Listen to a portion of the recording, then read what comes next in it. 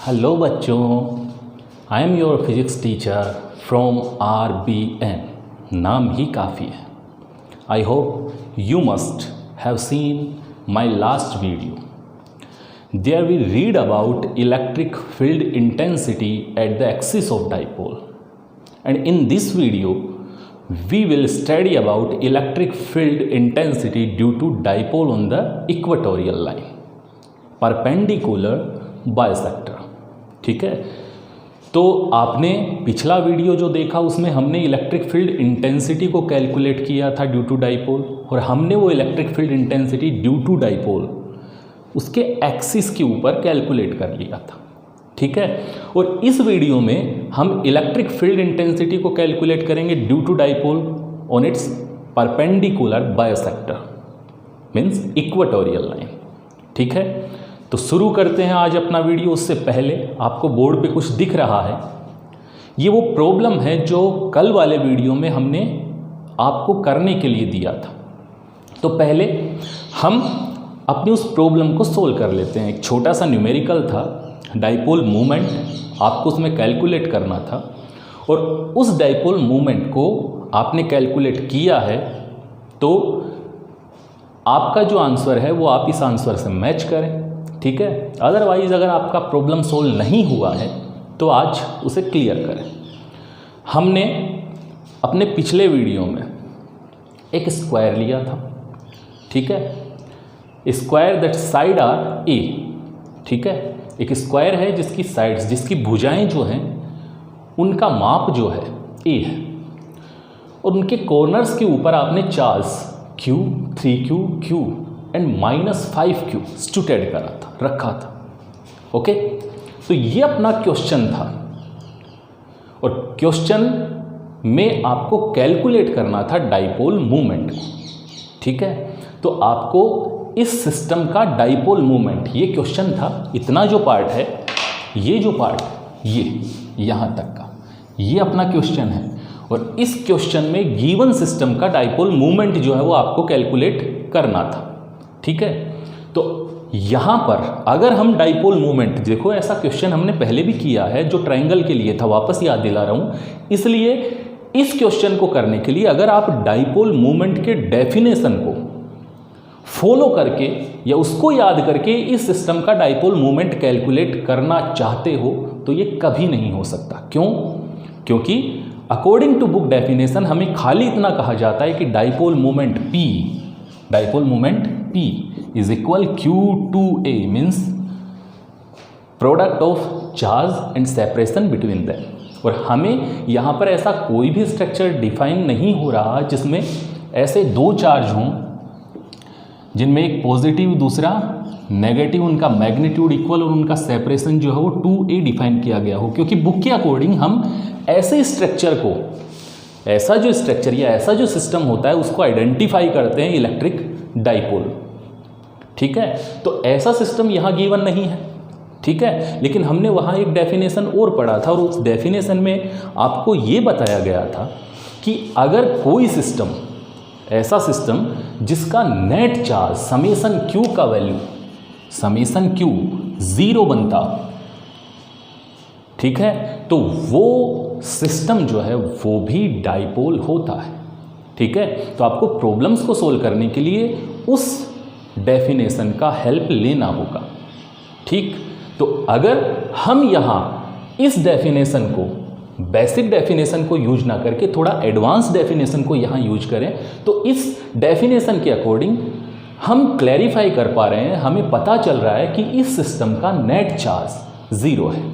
ठीक है, क्योंकि यहाँ Q, यहाँ 3Q, यहाँ Q, ये टोटल 5Q और यहाँ -5Q, पूरे सिस्टम का नेट +5Q -5Q क्या बना? 0, 0, 0। और अगर किसी का या किसी सिस्टम का टोटल चार्ज 0 बनता है, नेट चार्ज 0, 0, 0 है, then we can go to calculate dipole movement. तब हम उसका डाइपोल मूवमेंट ज्ञात कर सकते हैं, द्विध्रुव आघूर्ण ज्ञात कर सकते हैं। ठीक है, तो चलें शुरू करें। अब अगर हम इसका डाइपोल मूवमेंट प्राप्त करें, ज्ञात करना चाहे, कैलकुलेट करना चाहें, तो हम इसी स्ट्रक्चर के इक्वल एक दूसरा स्ट्रक्चर डिफाइन करते हैं। इक्वल, इसमें हमने क्या करा है चेक करना, -5q को हमने डिवाइड किया है -q, -3q, -q। ठीक, तब यहाँ आप चेक कर पा रहे हैं, देख पा रहे हैं कि -q + q ये जो सिस्टम है ये आपका एक्चुअल बेसिक स्ट्रक्चर के इक्वलेंट आ गया। आया कि नहीं? बिल्कुल ठीक। तो ये और ये स्ट्रक्चर इक्वल है, इसका मतलब बेसिक डेफिनेशन से मैच कर रहा है। अगर कर रहा है तो क्लियर हुआ कि ये अपना एक डाइपोल बना, और डाइपोल मूवमेंट का डायरेक्शन -2+। तो ये डायरेक्शन हमने P1 से इस डाइपोल स्ट्रक्चर के लिए डिफाइन किया। क्लियर? अब चलें, -3q + 3q एक डाइपोल बना। क्यों? क्योंकि यहां भी charge magnitude equal but nature are different, और ये ही बेसिक डेफिनेशन है डाइपोल बनेगा। तो ये एक डाइपोल बना। अब अगर ये एक डाइपोल बना, ठीक, तो इस डाइपोल का direction negative to positive charge, dipole moment का ये आ गया। ठीक, अब चलते हैं तीसरे पे, ये -q, ये +q, वो -5q डिवाइड हुआ था इन 3 पार्ट्स। अब ये एक डाइपोल बना, और ये डाइपोल बना, तो इस डाइपोल के लिए dipole movement direction negative to positive, ये अपना तीसरा। तो टोटल 3 डाइपोल, जिनके लिए 3 dipole movements direction negative to positive charge. ये P1 आया, ये P2 आया बच्चों, और ये आया P3। क्लियर?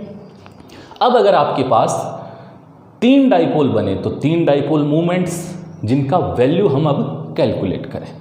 सबसे पहले इस डाइपोल के लिए P1, P is equal product of charge and separation between charge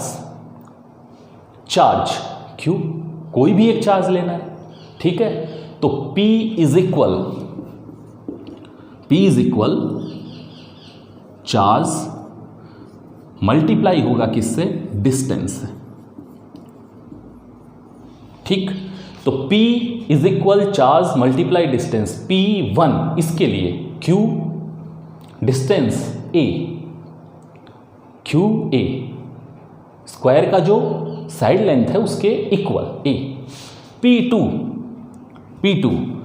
3Q, कोई भी एक चार्ज, नेचर इंक्लूड नहीं करना, और डिस्टेंस, ये स्ट्रेट लाइन डिस्टेंस, ये डिस्टेंस जो है वो यहाँ गिवन नहीं है, जो आप कैलकुलेट कर सकते हो। बिल्कुल इजी मेथड है, पाइथागोरस थ्योरम का यूज करें, पाइथागोरस प्रमेय को प्रयोग में लें। वो आपका पढ़ा हुआ है कि कर्ण स्क्वायर बराबर आधार स्क्वायर प्लस लंब square, hypotenuse square is equal base square plus perpendicular square. Use करें और यूज करके वैल्यू कैलकुलेट करें, कर सकते हैं, बहुत इजी है। वैल्यू आएगा √2a। ओके, अब चले आगे। तब P2 3Q √2a हुआ। अब P3 इज इक्वल वापस एक charge and separation between them QA। ठीक है, सो P3 इज इक्वल QA हुआ। अब चले P13 क्यों निकाला समझे पहले। एक बार P2 को छोड़ देते हैं, हमें पता है P1 और P3 ये दोनों एक दूसरे के लिए राइट एंगल पे हैं, यानी कोण जो मध्य का बन रहा है, एंगल जो है बीच का, वो कितना है? 90 डिग्री।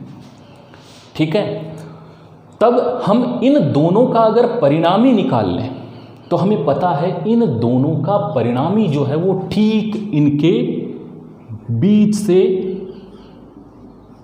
प्राप्त होगा। पता है, पढ़ा हुआ है, सदिश योग के नियम आपके पढ़े हुए हैं। ठीक है, रूल ऑफ वेक्टर सम, उसके अकॉर्डिंग अगर एक सदिश ये तब इनका परिणामी जो है वो इनके ठीक बीच से प्राप्त होता है। ठीक है, सीधी सी बात है। If 2 force are acting on a object, हम कंसीडर करें एक ऑब्जेक्ट है और इसके ऊपर 2 forces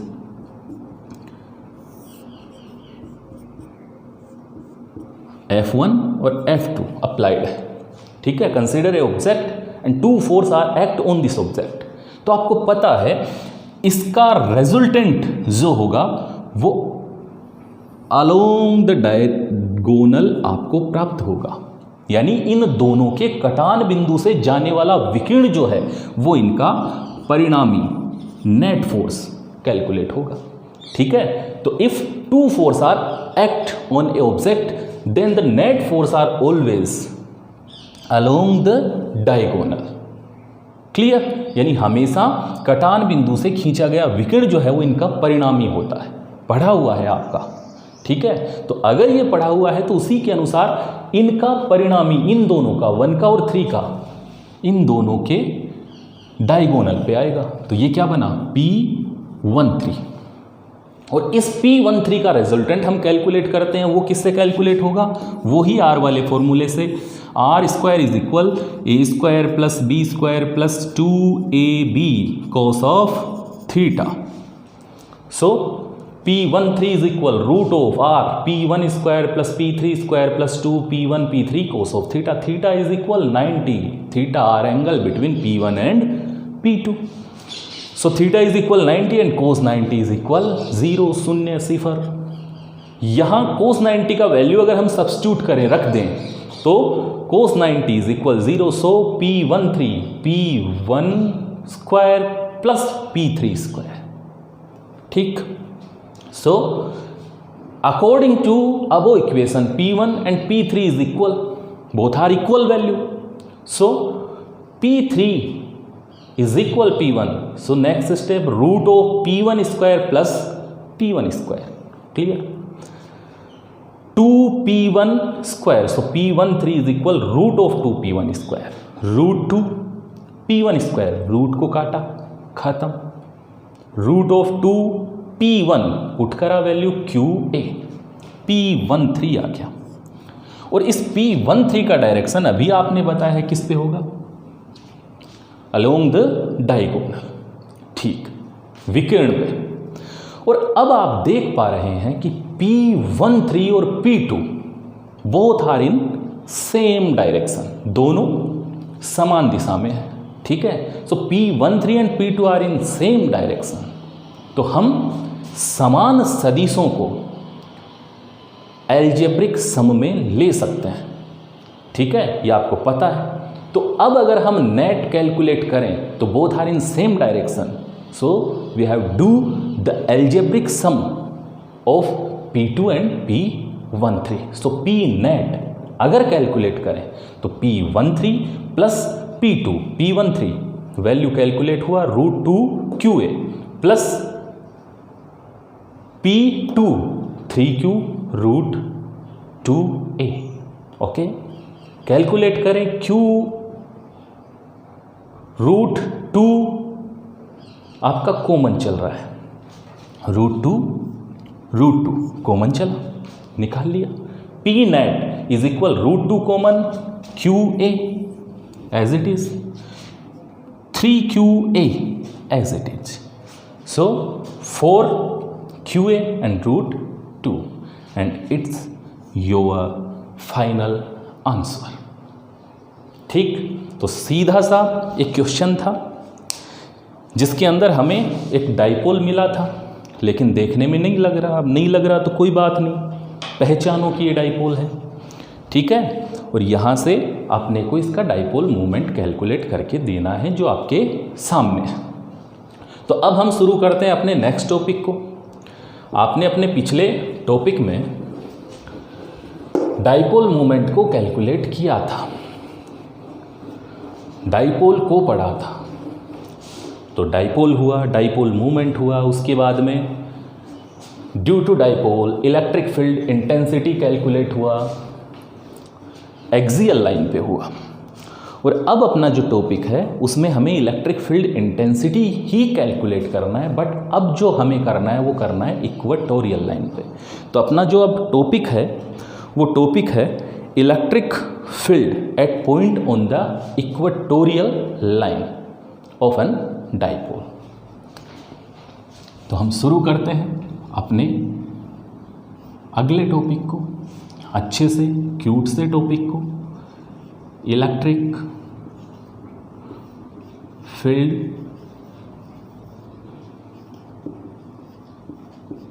intensity, electric field intensity due to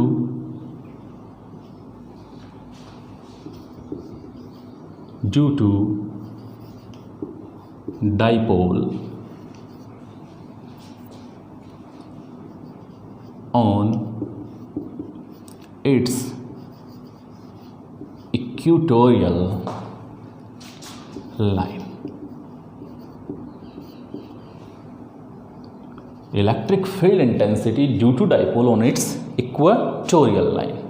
ठीक है, यानी विद्युत क्षेत्र तीव्रता E का मान, इलेक्ट्रिक फील्ड इंटेंसिटी विद्युत क्षेत्र तीव्रता ड्यू टू डाइपोल पता है, on its equatorial line perpendicular bisector निरक्ष पर। कल वाले वीडियो में हमने अक्ष पर निकाला, आज निकालेंगे निरक्ष पर, equatorial line perpendicular bisector of its. ठीक, तो सबसे पहले टॉपिक के अकॉर्डिंग डाइपोल चाहिए जरूरी, तो हमने एक डाइपोल कंसीडर करा, प्लस क्यू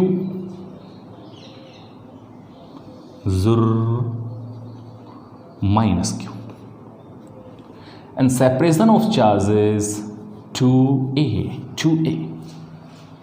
ठीक है, अब कंसीडर करो इक्वेटोरियल लाइन निरक्ष यानी परपेंडिकुलर बायसेक्टर। तो हम वो सारे के सारे मेजरमेंट, चाहे वो एक्सिस पे हो और चाहे परपेंडिकुलर बायसेक्टर के लिए हो यानी अक्ष के लिए हो चाहे निरक्ष के लिए, हमेशा डाइपोल के मिड पॉइंट से करते हैं, बताया था आपको, पता है। तो हम कंसीडर करते हैं its are mid point O और यहाँ से r डिस्टेंस के ऊपर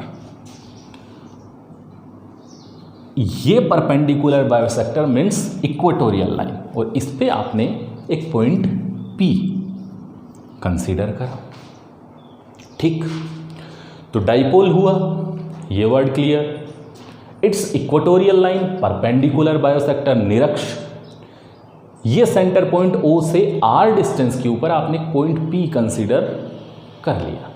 तो ये पॉइंट P जो है वो इक्वेटोरियल लाइन के ऊपर सिचुएटेड एक पॉइंट हुआ, और इस पॉइंट P पे अगर आप इलेक्ट्रिक फील्ड इंटेंसिटी का वैल्यू कैलकुलेट कर देते हैं तो आप क्लियर करें, आपका टॉपिक जो है वो क्लियर हो गया, उसी का आपको आंसर देना है।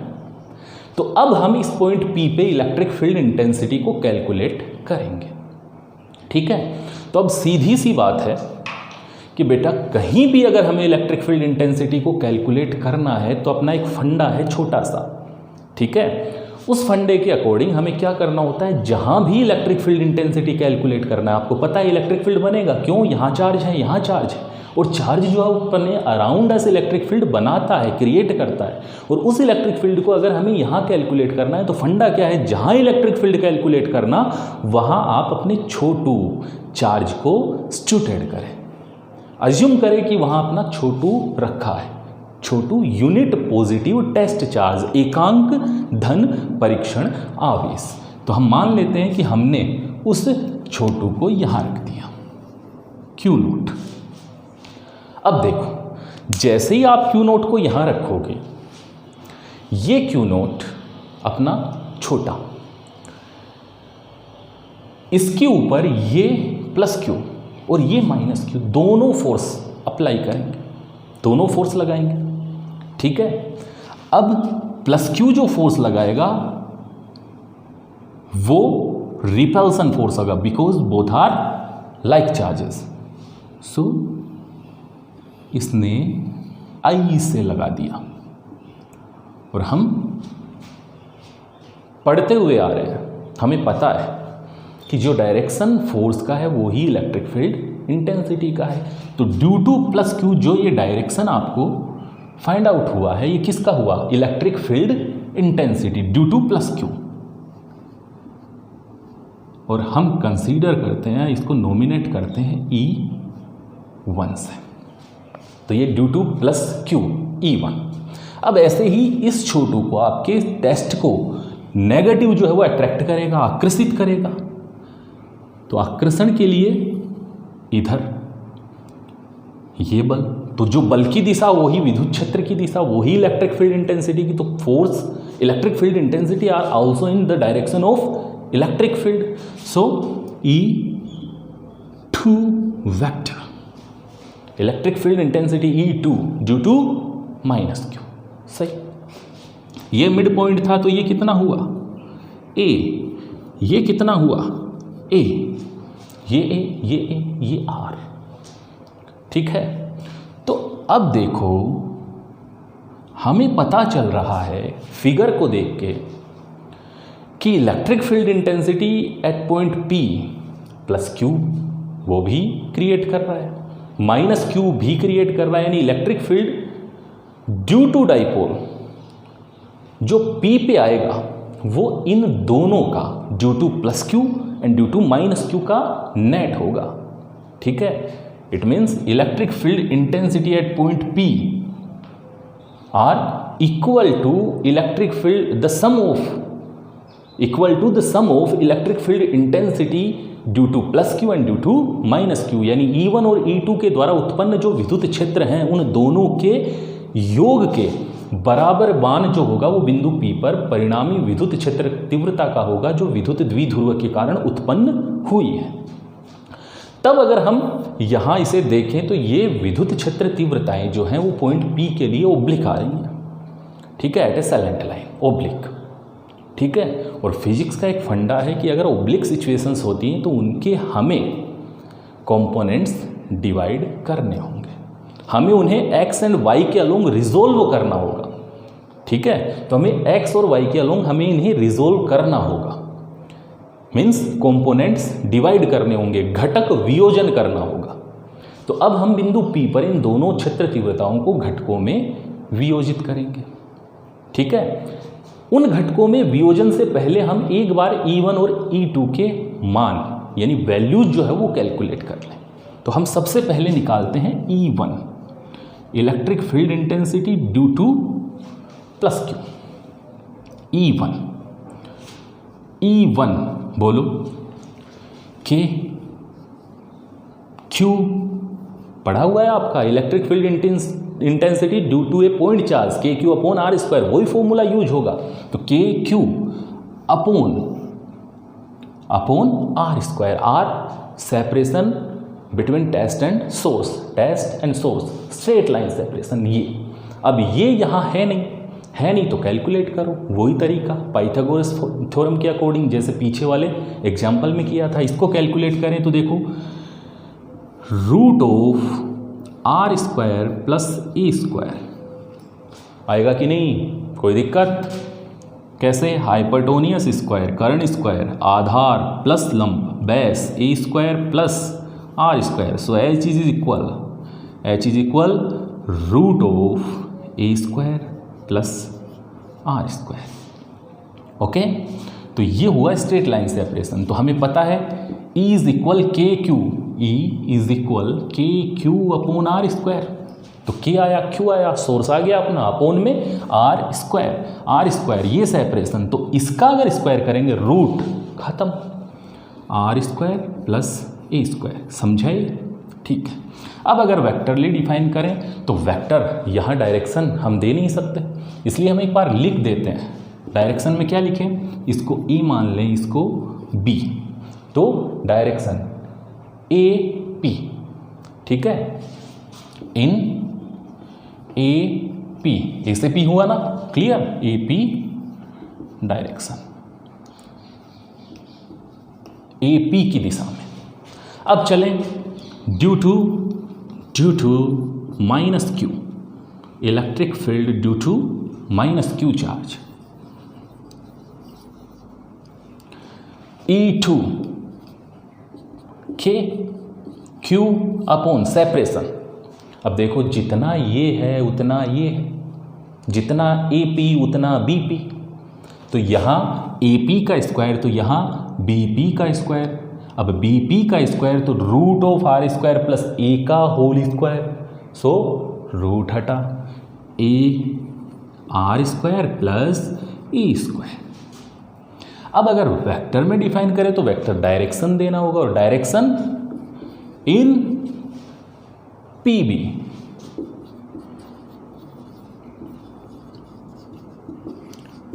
चलो इन पी बी डायरेक्शन हुआ। अब जितना E1 उतना E2, ठीक है, बट डायरेक्शन डिफरेंट, इसका अलग इसका अलग, पर मैग्नीट्यूड जितना इसका उतना इसका, परिमाण समान, दिशाएं भिन्न भिन्न, ठीक है। So magnitude are equal but direction are different. So हम डिफाइन कर सकते हैं mod of E1 is equal mod of E2, but direction अगर डिफरेंट है तो हमें पता है कि यहाँ हमें इन्हें एक्स और वाई के अलोंग रिजोल्व करना होगा, इनके कंपोनेंट्स डिवाइड करने होंगे। तो अब अगर हम इनके कंपोनेंट्स डिवाइड करें तो देखो E1 का पॉइंट P पर हॉरिजॉन्टल और वर्टिकल, हॉरिजॉन्टल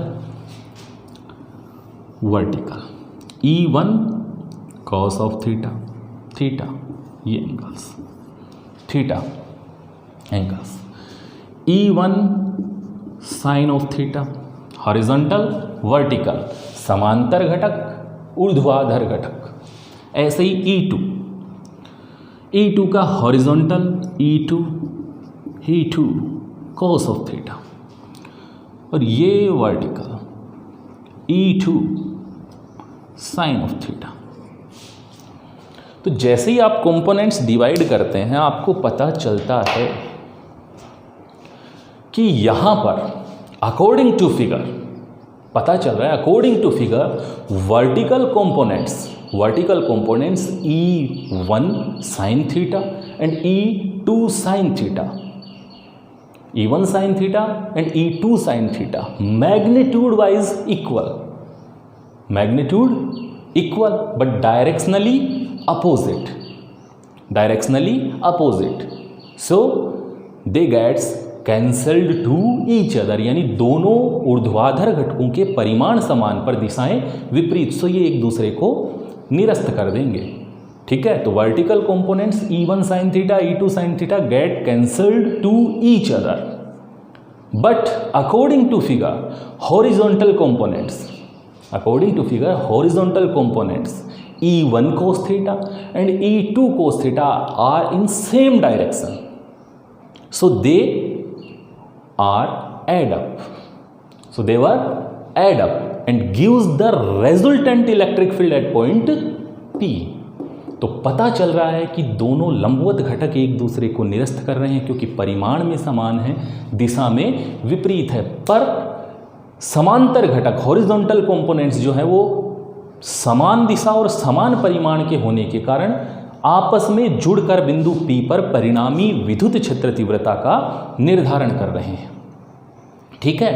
तब परिणामी क्षेत्र तीव्रता बिंदु P पर E net is equal E1 cos theta and E2 cos theta होगी कि नहीं, आपने बोला है, ठीक है। E1 cos theta and E2 cos theta, ठीक।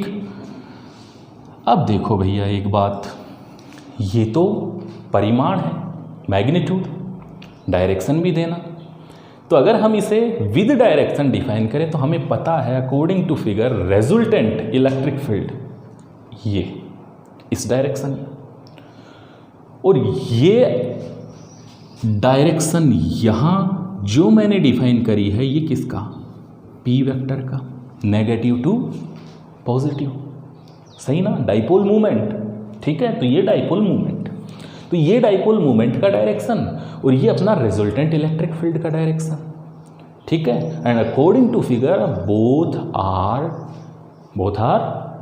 अपोजिट टू ईच अदर, एक दूसरे के अपोजिट है।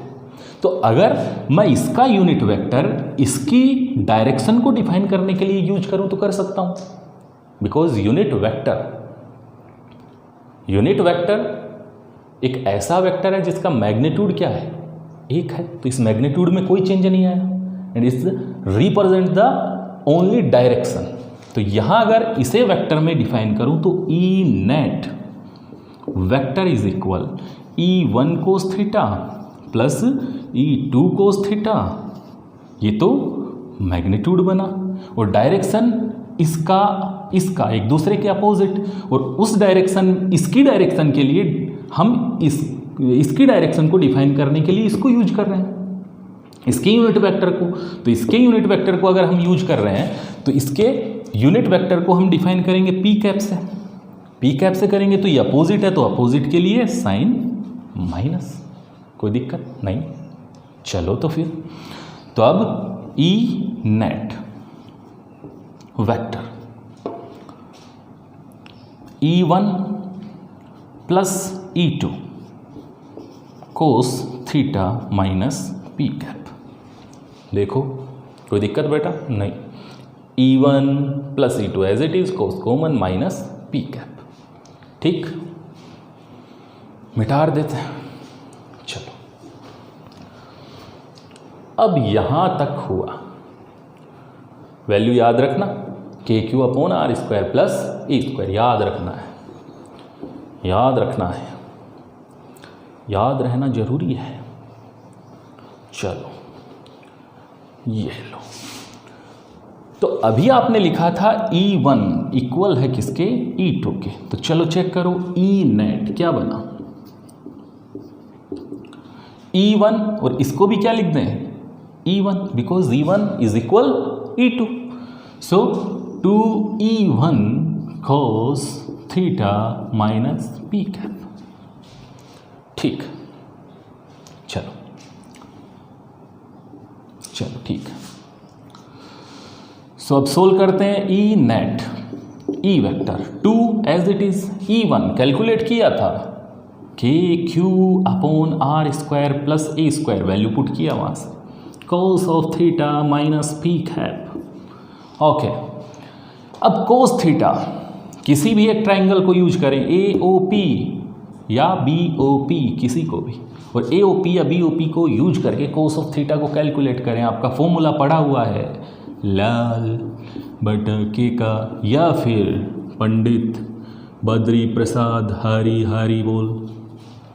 कहाँ आता है कोस, हिंदी मीडियम वाले कोस थीटा, कहाँ आता है कोस, इंग्लिश वाले cos theta, base upon hypotenuse, आधार बट्टे करण, cos theta base upon hypotenuse, आधार बट्टे करण, आधार ए, करण root of R square plus A square, put E net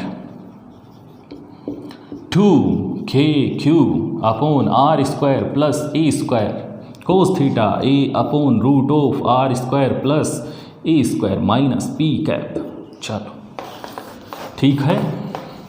so E net vector थोड़ा सा ठीक से, KQ2A upon R square plus A square, R square plus A square का power half, base R equal, so power R add up, आधार समान है तो घातें जुड़ जाएंगी, तो 1 प्लस 1 बटा 2 3 बटा 2, तो R square plus A square का पावर 3/2 माइनस पी कैप पड़ा हुआ है। If the base are equal then the power add up, जब आधार समान है तो घातें जुड़ जाती हैं, दोनों के आधार समान है, रूट का मतलब 1/2, कितना बना 1 प्लस 1/2 3/2। ठीक है, अब पड़ा हुआ है Q2A, Q2A क्या होता है, Q2A is equal P, put E net vector is equal K P upon root upon R square plus A square का पावर 3/2 माइनस पी कैप। चलो ठीक, अब चलो, अब यहां तक वैसे हो गया, लेकिन ये मैं तो नहीं कहता याद करो, थोड़ा सा इसमें और चेंज कर सकते हो। अब आप चेक करें वो ही कल वाली बात, एक्सिस वाली, कि अगर हम R और A को कंपेयर करें तो R is much is greater A. R is very greater to A.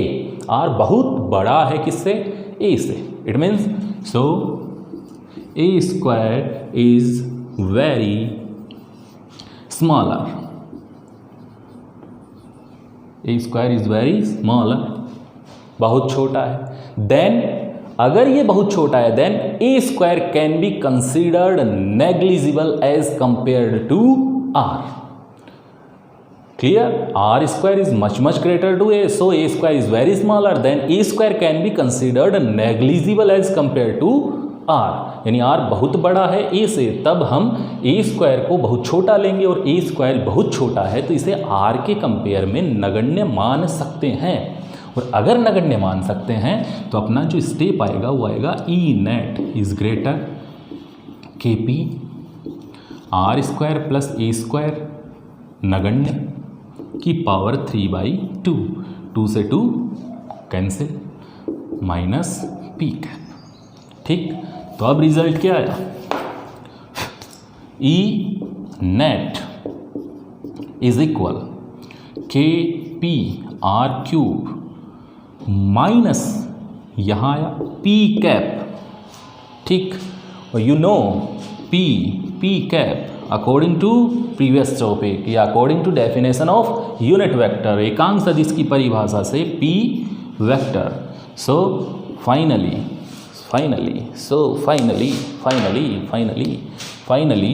E net vector is equal minus K P vector upon R cube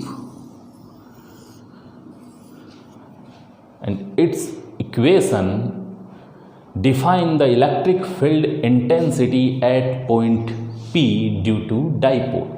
और यही आपका बिंदु P पर द्विध्रुव के कारण विद्युत क्षेत्र तीव्रता का मान है. ठीक है, तो अब यहाँ से एक छोटी सी चीज़ नोट करें. इस E नेट को E इक्वेटोरियल भी लिखने कोई दिक्कत थोड़ी है, कोई प्रॉब्लम नहीं है, हो जाएगा ना. E इक्वेटोरियल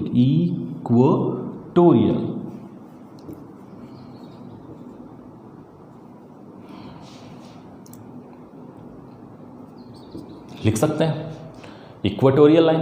और E एक्सियल आपने कल निकाला था, क्या आया था? K2P vector upon R cube. कल वाले वीडियो में है, देखना. E इक्वेटोरियल निरक्ष पर, E निरक्ष माइनस KP कैलकुलेट है. E एक्सियल कल निकाला था अक्ष, K2P vector upon R cube. ठीक है, कंपेयर करें दोनों को पढ़ें एक बार. अगर कंपेयर किया जाए तो आपको पता है, इट इज़ क्लियर. मैग्नीट्यूड के लिए इसमें एक्सेस क्या है? एक टर्म 2 खाली 2. तो यहाँ से हम डिफाइन कर सकते हैं E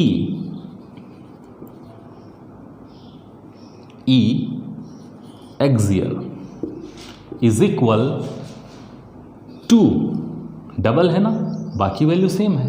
तो मैग्नीट्यूड के लिए E axial is equal to E equatorial.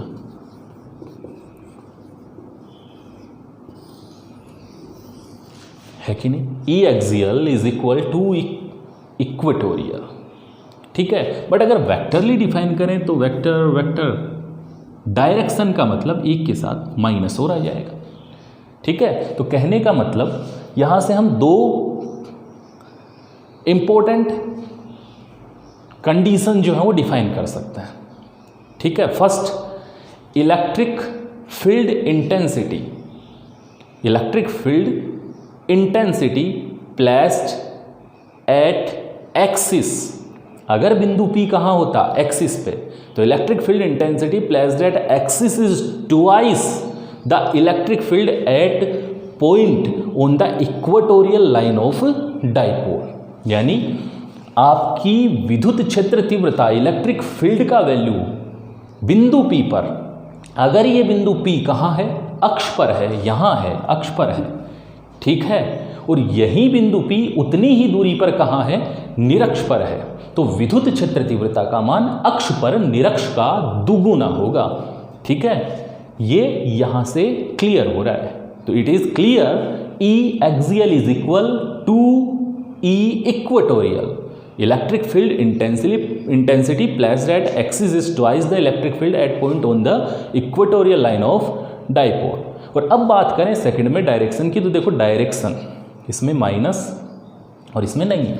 इसका मतलब वहाँ जब आपने एक्सिस पे डायरेक्शन देखा था तो वो डायरेक्शन P के ई नेट का जो डायरेक्शन आया था ना एक्सिस पे ई नेट का डायरेक्शन जो था वो P कैप की डायरेक्शन में था। ठीक है, एक्सिस के ऊपर इलेक्ट्रिक फील्ड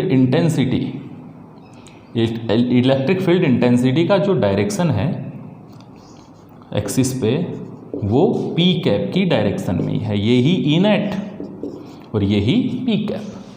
ठीक है, तो the direction of electric field intensity at point on the axial line of the dipole is in same direction, whereas it is in opposite direction in case when the point is at equatorial line. ये समझने वाली बात है। ये दो बातें जो आपको समझनी है कि अगर हम परिमाण में इनकी तुलना करें, इनको कंपेयर करें मैग्नीट्यूड के लिए, तो मैग्नीट्यूड एक्सिस का डबल है इक्वेटोरियल के। ठीक है, तो twice the electric field at point on the equatorial line of dipole compare to axial.